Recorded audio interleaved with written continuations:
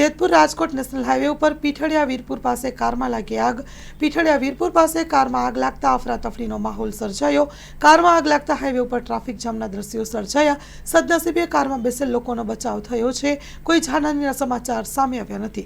કારમાં આગ સ્પાર્ક થયા બાદ આગ લાગી હોવાનું અનુમાન જાણવા મળી રહ્યું છે। કારમાં આગ લાગતા જેતપુર નગરપાલિકા ફાયર ફાઈટરને જાણ કરવામાં આવી હતી।